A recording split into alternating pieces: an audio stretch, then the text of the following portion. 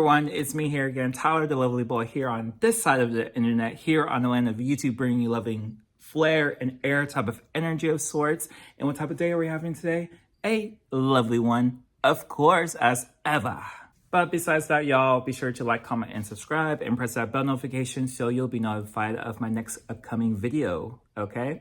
Okay. Stay lovely. So y'all, this is like one of my days off right now. So I'm actually off for a couple of days starting today. And I really do appreciate that. In this video, I'm just gonna be talking about like work, how I feel about it, and what my plans on work is. You know, people who are searching up 9-to-5 jobs, seeing people talk about their different, you know, paths in their 9-to-5s, like their work, minimum wage jobs, low wage workers, aka like me, myself, bare minimum wage workers, of course, on where we're going with our lives, where I'm going with my particular life as Tyler, of course. So I always realized this when I worked the midday shift at my fast food job at Mickey D's.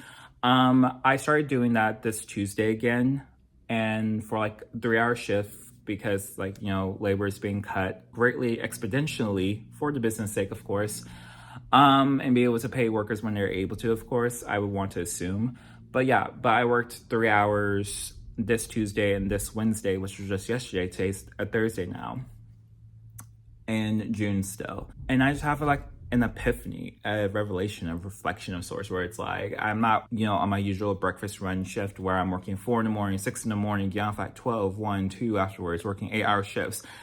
I think at this point in time, I'm getting very tired of working 8-hour shifts and like 6 to 7-hour shifts. I was so used to that in the beginning. You know, when you're in your early 20s, you have so much energy, this and so forth. But being in work for so long now, and to being 32 now, me working since I was like 20 to 21, it's been a lot on my mental. I've always tried to like look for different routes and different career paths here and there I want to take to feel good about still working like at a minimum wage job as like a stepping stone sometimes here and there, or even taking it seriously into like managementship, where I was almost taken into consideration during the ending of last year into this new year. That could be aligned with me, but I always see like a job like this as a plan B job, in a sense of like something that'll keep me afloat for a little while. But I'm in this point in time where I'm about to move with my babes, and for me, on my midday shift, I just like knew to myself, hey, I'm gonna change and reduce my hours to like 5 hours a day instead of working like 6 to 7 to 8-hour shifts, because honestly, it saves me in my mental headspace to just not be at work as long as I be at work. You know, I don't want to be at work for like 8 hours a day all the time. I want to have the option to fluctuate my hours, which I greatly do so. And I'm going to take full advantage of that. You know, sometimes more responsibilities have to be like floated around other workers who want to be there longer sometimes. And so I was like the one who really took on a good amount of like consider responsibilities, but I'm a jack of all trades at my job, and these jobs aren't really anything to me in the sense of like I can do them lemon peasy, lemon squeezy. That they're very easy to me now, and I don't really get intimidated or scared of trying to like get stuff right like the first time around. It's like I'm so used to it. I'm like boom, boom, boom. You know, no one's gonna bat an eyelash, because when they see me doing something, they know it's gonna get done right or semi-right here and there. The only complaints you could get is like how the customer sees the product that you made, and that's that. You know, if it's wrong or not. But usually people like how it comes, because what customers say, they know what they're signing for when they get into fast food to eat, you know. But I try to make sure it's right, where it's like, you know, no pickles on the burger, you know, make sure, you know, this patty doesn't have salt on it if they don't want salt on their burger, you know, just all of like the stuff you do in the fast food place. But yeah, but with my mental state and stuff here and there, I am very much prioritizing social media, doing YouTube, being a YouTuber, more than anything else. Of course, also being a TikToker, because I want to like have like 2 things I'm doing to give myself exposure as a social media person, and as someone who just wants to like make like passive income, but of course doing it with great passion and love and care and humbleness at top of that too.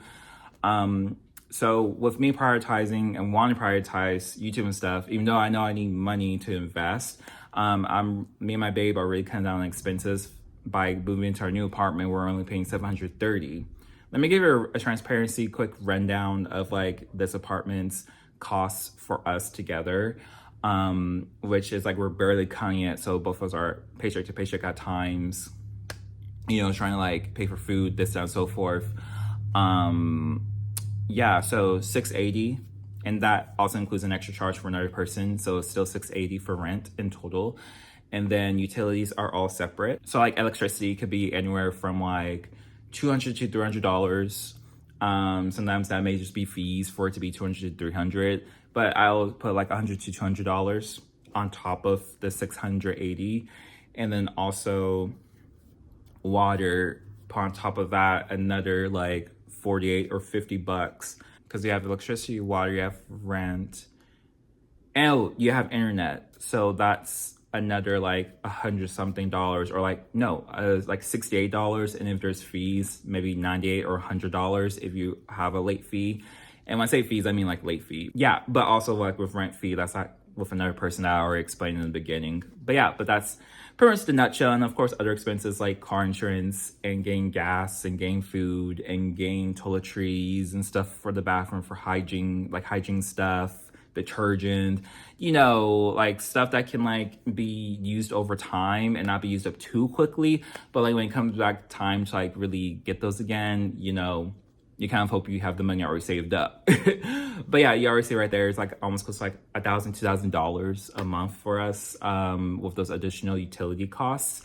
Even with me still having to pay for like car insurance and other expenses, at least just paying rent one time and it takes care of just everything, those utilities and internet combined together in the apartment that we're about to go to next together, is gonna be, you know, a universal godsend, honestly. And I'm just happy for that. But yeah, I don't know where else to go with this video besides just saying that and just saying like how I'm gonna reduce my hours. I guess like talk about like how I feel like you have to like really put yourself first, because this is what like I feel like it all culminates to, where it's like when you do stuff for a very long time and your job gives you the ability to just really change your hours up here and there, but you can only change it back if you need to, take that rest. Because if a job needs you to still work, but they let you change your hours to lesser hours. Be fine getting that little paycheck and just budgeting how you can with it until you want to get more hours again. I feel like that's the luxury of a job that really lets you take advantage of your hours that will change within about a week or 2 weeks time span. And especially if sometimes like your coworkers are getting to you, you know, the people that you talk to that you feel like you probably can't be around for the protection of your employment there. It's just like sometimes you really need to like be less there to really regain your mental state.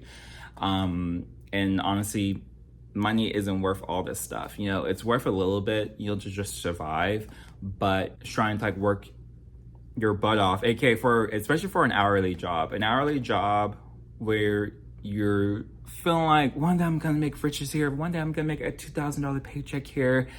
And honestly, it's like, it's not gonna happen unless if you're saving those paychecks just like one after another, or a little bit. And what I mean by that, I mean like bit by bit, like you're taking out a percentage to put into savings. And that will probably be like 3, 4, 5 months until you maybe have $1,000 or $2,000 saved up, depending on what your bills are, you know, because if you're living from paycheck to paycheck, you may not be saving but like $30 every paycheck or $50 every paycheck. Like to be really lucky is saving like $100 every paycheck, you know, or even $300 every paycheck, which will really put you on the fast track meter. And honestly, I feel like there's no one else like to better explain this but people like me who do work like minimum wage jobs and works paycheck to paycheck. And in a literal sense where it's like other people are right in their own right, you know, who have houses, who do these big things, who have career fields that are living paycheck to paycheck because they feel like, you know, I'm allowed to buy these higher expensive things because I'm getting paid a lot of this money, you know. And for me, working like a low wage job for a very long time and being in low wage jobs for a way long time, I would still just want to live in a $730 or even $680 apartment and be working like an $80,000 a year annually speaking job. Like that almost close to 6 figures. Like, you know, I would still like how I've been living right now, I earning like anywhere from $68,000 to $70,000 to $80,000 a year for like a reasonable, annual pay amount, I would still want to live in a $500, $600, or $700 apartment. Like, save me up all that money, because because I wouldn't mind making like up like from 50 to 60 to 70 still in this apartment doing this, and I'm able to get like a little DJI camera and do all this other type of stuff, to really take advantage of opportunities of what I really want to do, and not really having to worry about other things, because I'm like, well, I'm working, I'm making a good amount of money, that's all I need. Because I always tell myself that's all I need, just money, a place, paying all my less expensive bills, and having extra money to just splurge on the things I want to really get into like my hobbies, my craft, and probably to stuff I'm really passionate about and want to do. And I feel like that should be important to everyone out there who think like me and who feel like they're creative at heart. But I will always say, put yourself first, mentally speaking. Like, always take care of your mental. It's never worth society, trying to put you down when it comes to jobs and how the way you want to choose to live your life here and there. Of course, if you want to live the upscale life, this, that, and so forth, do what you gotta do. Put yourself through those hurdles and obstacles, and maybe it may cause some traumaticness to your brain here and there when you're trying to go up the career ladder, but that's what you want to do. You went for this major, you did all this other stuff, you worked low wage jobs, and now you're up into these higher tier jobs, you deserve it, and that's where you want to be at. I know for me, I've always known I've wanted to be a creative, like a lot of other people have. And honestly, it's you can bypass school and just get education on the internet, because we're in a technological era, of information. So it's be a techie person and just, get your knowledge on the internet and, do your creative endeavors, which is basically making a small business for yourself as a creative, which a lot of people have found to really help them make ends meet and really help them, contribute in a sense to society of creativity, but as well be able to earn from that as well too, have some value while giving value back to people.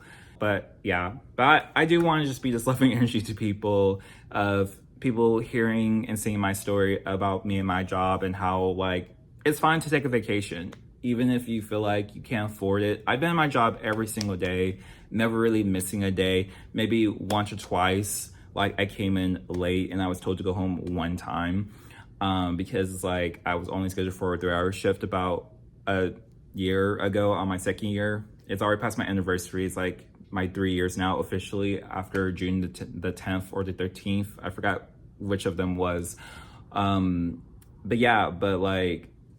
I've been on time. I've been giving my hard work. I may have had meltdowns here and there, and people overheard me mumbling to myself and maybe heard the few words I said here and there.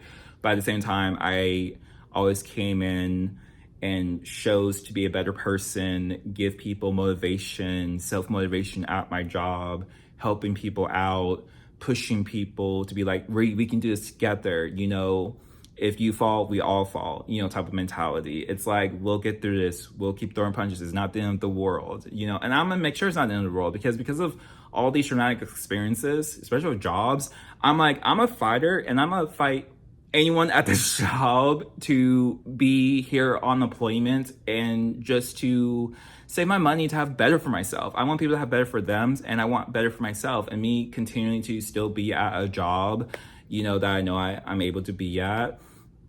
It feels like I'm winning, but at the same time, it's I do get myself wrapped up with feeling am I stuck, or do I just feel should I feel content? I feel content a little bit, but at the same time, I feel I want more, in the sense of I want just the freedom of being a creative and just to do what I want whenever I want to, honestly, make my own schedule for myself, and showing the real me, honestly existing, and but besides that, with work, whenever I feel my mental space has taken care of itself, I taken care of my mental health in a way.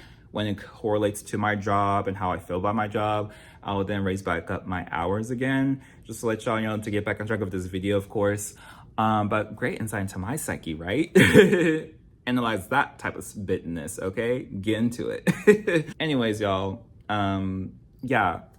And I'll do so like in me and my babes, my boyfriend and I's next apartment and stuff. If we do need more things, and with that, we'll have more of a budget, more saving, which I'm so happy for. And also just say, y'all, you know, we have more interactiveness on this channel. Thanks to y'all, more subscribers, about 2 more subscriber, 14 and 15. Thank you all so much for being lovely subscribers and being with me on my journey of being a full-time YouTuber. But besides that, you know, I greatly love y'all and I support y'all on anything that y'all want to do. I'm bringing y'all the lovely flair and air energy to y'all's lives, okay? And y'all can do it, okay? Stay strong and try new and different things every single day, like how I have in my past, okay? Okay, but besides that, you know, peace and love to everyone out there over the world, here on this earth that we live on, that we call a rock of sorts, but still planet Earth at the end of the day. Much love, kisses to everyone, of course. And yeah, so stay lovely, okay? Oh my god, y'all, I just woke up and I really need a shower, so hopefully you guys really enjoyed that video. Yeah, I appreciate everyone's like and support, of course. But yeah, let me go take a shower. Stay lovely and stay clean and hygienic, okay?